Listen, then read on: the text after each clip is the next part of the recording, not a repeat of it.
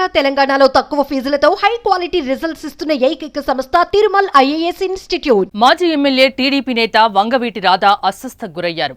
ఇవాళ ఉదయం వరకు బాగానే ఉన్న వంగవీటి రాధాకృష్ణ ఒక్కసారిగా కింద పడిపోయారు. ఛాతీలో నొప్పిగా ఉందని కుప్పకూలిపోయారు. దీంతో వెంటనే చేరుకున్న కుటుంబ సభ్యులు వంగవీటి రాధాకు స్వల్పంగా గుండెపోటు వచ్చినట్లు నిర్ధారించుకున్నారు. క్షణం ఆలస్యం చేయకుండా వెంటనే అంబులెన్స్ రప్పించిన కుటుంబ సభ్యులు స్థానిక హాస్పిటల్కి తరలించారు. ప్రస్తుతం వంగవీటి రాధాకు డాక్టర్లు వైద్యం అందిస్తున్నారు.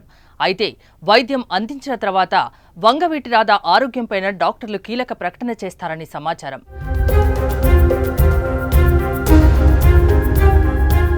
అయితే వైద్యం అందించిన తర్వాత వంగవీటి రాధా ఆరోగ్యంపైన డాక్టర్లు కీలక ప్రకటన చేశారని సమాచారం.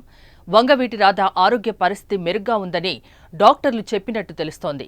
మరో 48 గంటలు వైద్యుల సమక్షంలోనే వంగవీటి రాధా ఉండాలని వారు సూచించారట. దీంతో కుటుంబ సభ్యులు కాస్త ఊపిరి పీల్చుకున్నారు. అయితే టీడీపీ నేత వంగవీటి రాధాకృష్ణ హాస్పిటల్ పాలు కావడంతో విజయవాడలో ఆయన అభిమానులు ఆందోళన చెందుతున్నారు.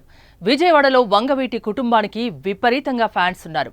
వారందరూ హాస్పిటల్కి చేరుకుంటున్నారు. ఇదిలా ఉండగా మొన్నటి ఎన్నికల వరకు తటస్థంగా ఉన్న వంగవీటి రాధా ఆ తర్వాత తెలుగుదేశం పార్టీకి సపోర్టుగా నిలిచారు.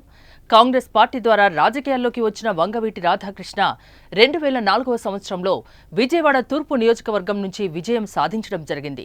ఆ సమయంలో బీజేపీ అభ్యర్థిపైన విజయం సాధించి అసెంబ్లీలో అడుగుపెట్టారు. అనంతరం ప్రజారాజ్యం, వైసీపీ పార్టీలు తిరిగి చివరికి మళ్లీ తెలుగుదేశం పార్టీలో చేరారు వంగవీటి రాధాకృష్ణ.